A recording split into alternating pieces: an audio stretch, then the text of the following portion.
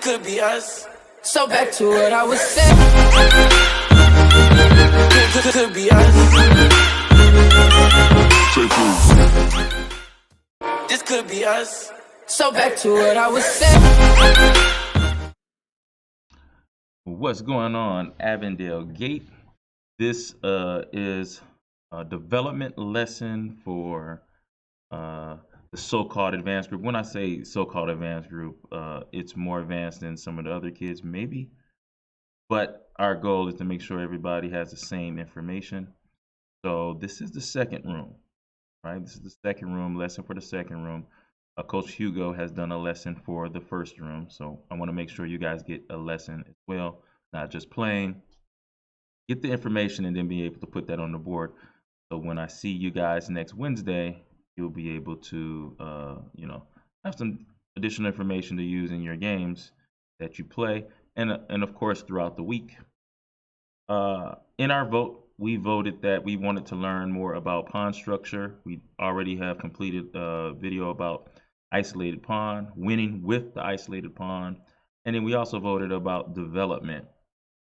Development is one of the most important imbalances in chess for the beginner player, the player that's 1600 rated and under. And almost all of you, actually all of you guys are under 1600, and development is important mainly because your opponents at that rating don't understand that they should castle as soon as possible. They should develop all of their bishops and knights off of the back rank. You shouldn't move a piece more than once in the opening phase, which is around the first 12 moves of the game. 1600 and under kids tend to break those rules. I want to make sure that you guys do not break those rules so you can get your rating above that level. So right now we're going to be doing a development lesson right now. So I'm going to pull up the board here, make sure that we have road.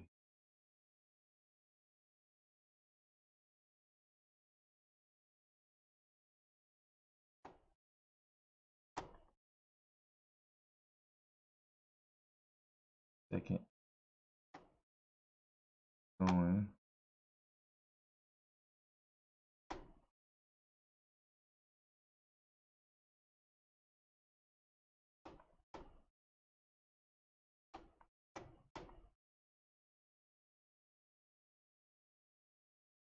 There we go. Okay. There we go here. Shaving of this. You can see most of the board.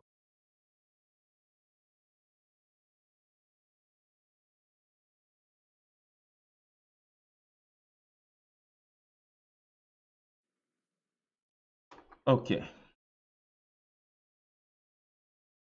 And we're going to look at an example of development. Probably know this game. This is one of the most famous games ever.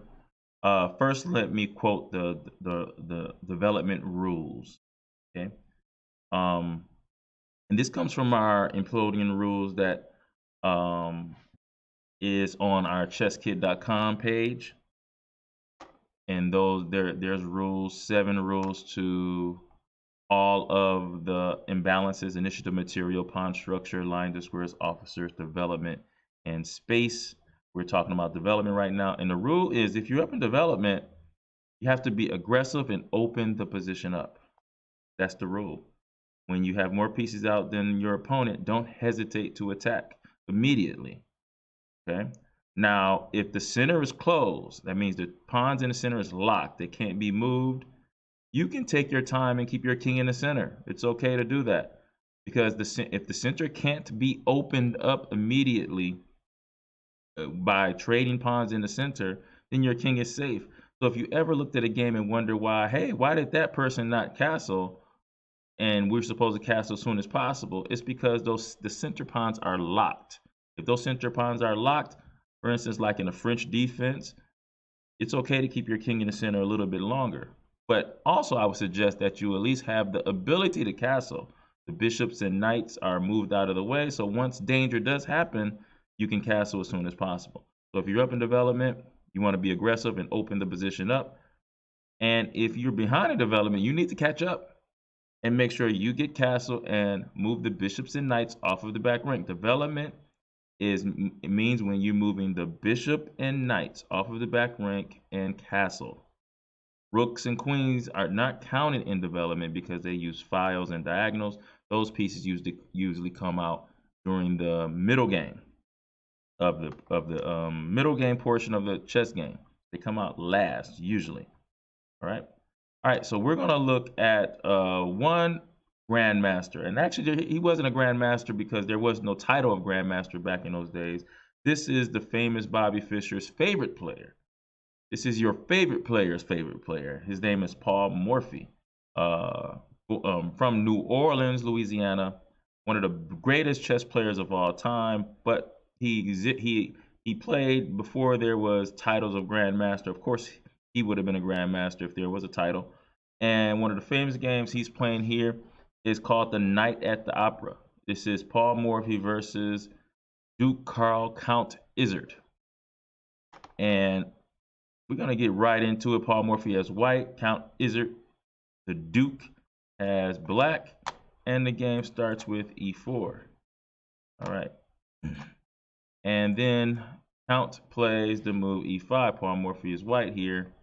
Paul Morphy goes knight to f3. Duke plays d6 to protect the pawn. And then Paul Morphy plays d4. And this is just attacking a pawn twice. You're gaining space here. We'll talk about that in another video later on, how important space is. Space is very important.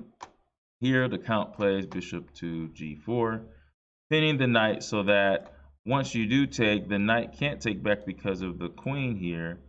So here, he played, Paul Morphy plays d takes e4. And of course, if d takes e5 here, then queen takes, and then Paul Morphy wins a pawn, and he's hitting the bishop with question number 2, attacking a piece more times than protected. All right. So instead, the Count decides to take the knight first before taking the pawn here. Queen takes f3, and then now black plays d takes e5. But here, Paul Morphy continues the attack. He has one piece developed. Black doesn't have any pieces developed yet. But there's a threat here. And the threat is checkmate here. Let's say he plays something like h6. Queen takes f7 is checkmate because the bishop covers the queen. You can't capture, protect, or run away. So instead, the Count plays knight f6, which blocks the queen's access to f7. But then Paul Morphy decides to go to b3. You have 2 attackers on f7 and also attacker on b7. And so, for instance, let's say if black decide to defend the b7 pawn instead of f7, defends with b6, Paul Morphy could play bishop takes f7, and if king to d7, then there's queen to e6. Checkmate covers the diagonal files and the ranks here. So you must protect f7. So the Count plays queen e7. He thinks that if queen takes b7, he could force the trade of queens here and hope to survive later on. But Paul Morphy wasn't about to allow him to trade queens. He just uses a development lead. Notice he has 2 pieces developed. Black only has 1. And now black plays c6 so that his queen can defend b7 laterally. The next move is Paul Morphy develops his last minor piece. Now he has 2 bishops, 1 knight, and black has only developed 1 knight. This bishop is pinning the knight to the queen. For instance, if something like, knight to d7 happened, bishop takes queen, and that's not a good move, so the knight can't move here. So what he does here, now the Count, instead of developing like knight to d7 or playing g6 to try to castle, he plays b5 and attacks a piece of greater value. But when you're down in development, you really want to catch up in development instead of lashing out and attacking pieces when your pieces are actually not developed at all. Even if white did give you this piece here for a pawn, your pieces are stuck on the back rank. White will still be okay. But here, remember when you're up in development, remember what I said. Our rules say be aggressive and open the center. You can. An aggressive move here after b5. Paul Morphy plays knight takes b. That's right. He sacrifices a knight for 2 pawns. And at the end, there's going to be a check. Here, the Duke decides to develop the knight to defend or protect the check.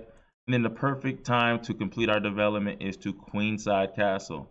Why? It brings the rook to the same file to attack the pinned knight. This is an absolute pin because the knight cannot move. It's against the rules of chess because there's a king behind it. All right, so here, the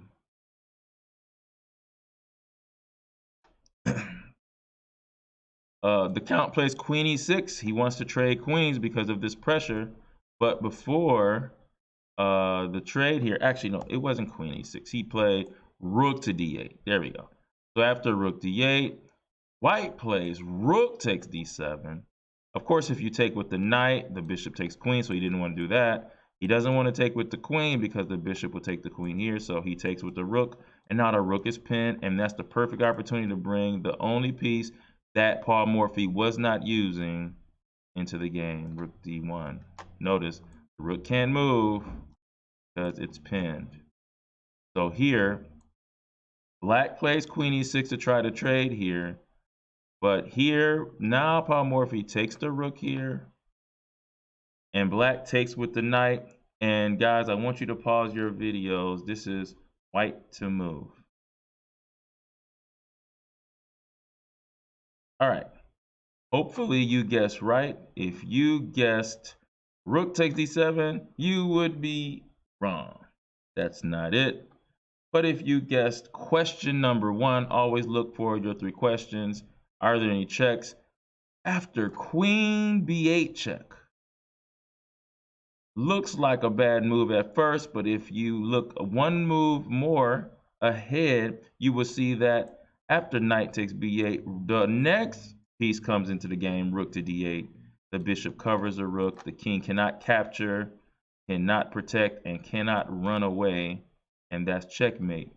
All from sacrificing a queen on b8. This happened in a live game. Paul Morphy, this is one of the reasons why he has one of the best reputations as a chess player in the world back then, is because of these sacrifices and him being able to do so well being up in development.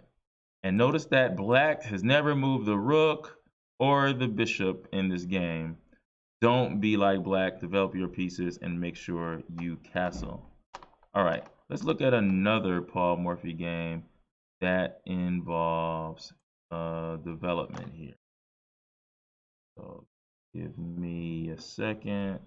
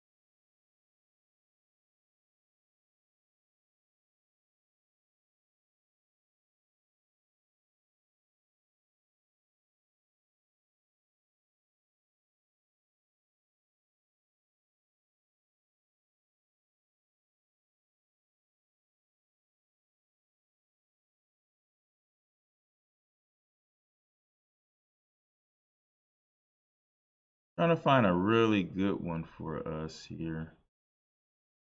Really nice one. So many of them. So many.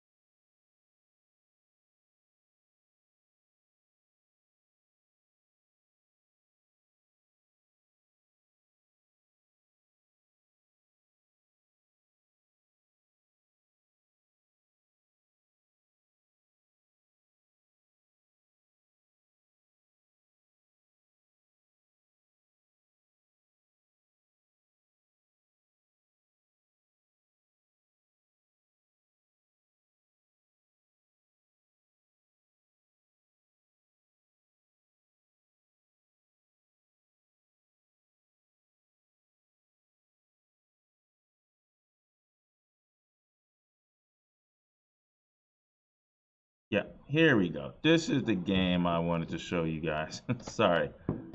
Get it together. All right, so this is Paul Morphy versus, I think this might be even his brother, who was a pretty good chess player. This is a rook odds game.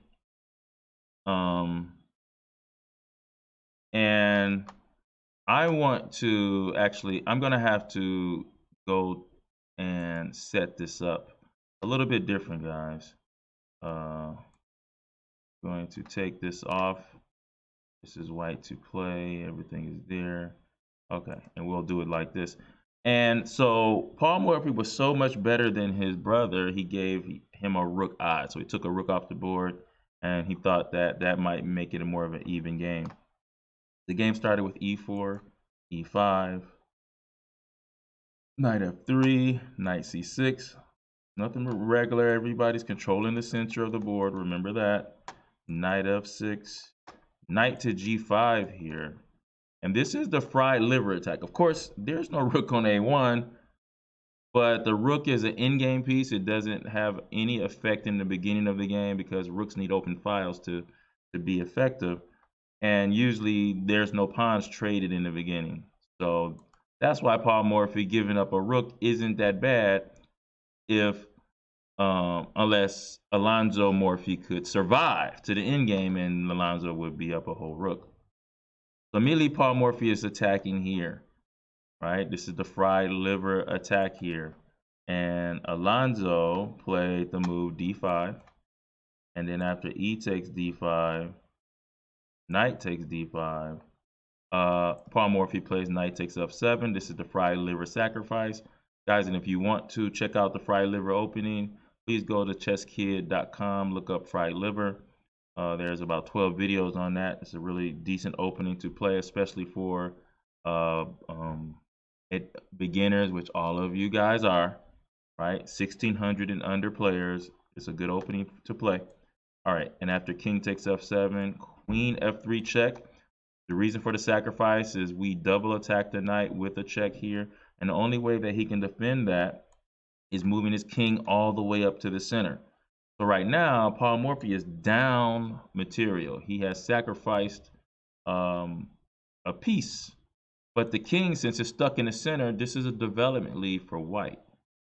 Because once the king is stuck in the center, that means that you have a better chance at attacking the king because all the pieces can easily get to the center compared to when the king is tucked away in the corner surrounded by pawns and a rook. All right, so after knight c3, you see Paul Morphy gets another piece in. He has two pieces developed. So does black, but remember the king is in the center, so that's a different situation. And we have 1, 2, and 3 attacking this knight with only 2 defenders. That's question 2, attacking a piece more times than protected. And then black, instead of moving the knight away, attacks white's queen. So after that, Morphy plays bishop takes d5 check. Of course, if you go queen takes d5 comes right here, so you don't want to do that. So the king goes to d6, and then we have queen f7. And the biggest threat is checkmate. Let's say he plays h6, boom, knight e4 checkmate. The knight covers this square here, so the king cannot run. The bishop covers this square here. The king cannot take because of the queen, and the king cannot go to d7 or e7 because of the queen. So that will be checkmate. So Alonzo has to see that coming. And once he plays, he plays bishop e6. So that way the knight check doesn't work anymore because of queen takes d5. And also the bishop is attacking the queen now. And after bishop e6, black takes the, Paul Morphy takes here. And after knight takes e6 here, there's knight e4 check.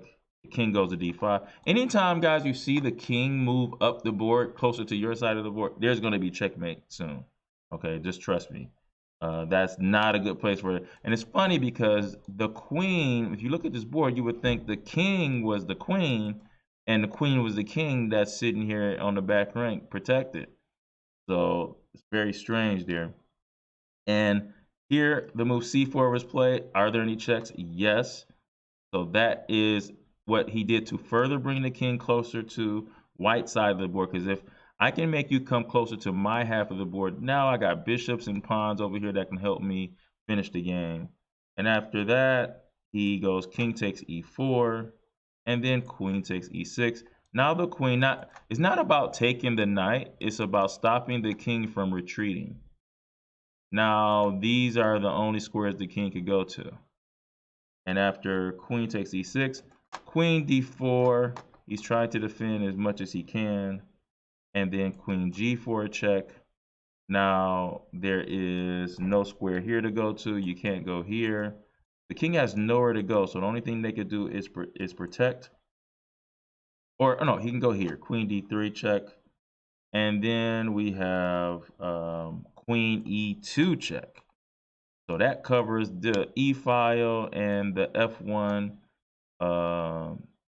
a6 diagonal. And the only other square you can go to is king to c2. And then boom, d3. Discovery check. The pawn stops this square. And now this king has gone all the way from e8 to white's side b1. Oh my God. This is not good. Not good at all. Oh, I'm sorry. I actually made a mistake. The king actually took this bishop. Now, I want you guys to pause your video right here. This game is so funny. I want you guys to pause your video. What's the best move here? What is the best move here? Pause your video. All right. We have checkmate in one move, guys. Checkmate in one move. And it is one of the most fun, it's the funniest checkmate ever. Castle.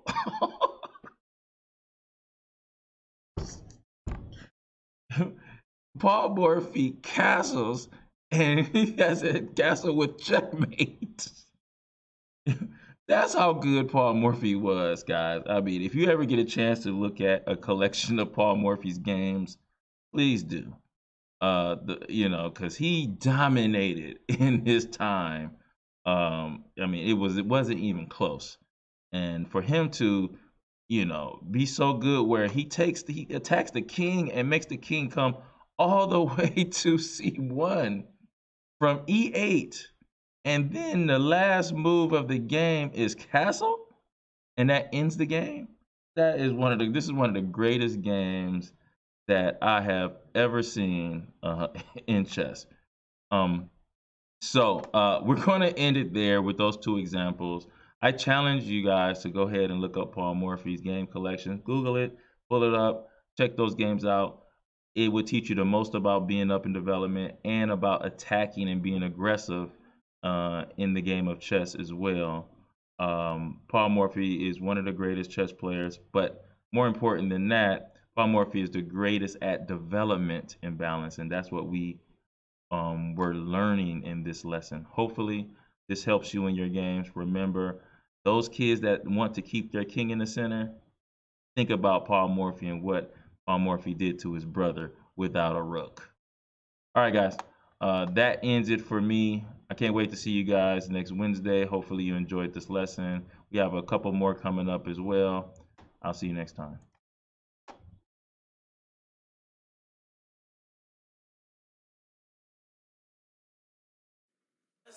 So back to what I was saying. Could be us. This could be us. So back to what I was saying.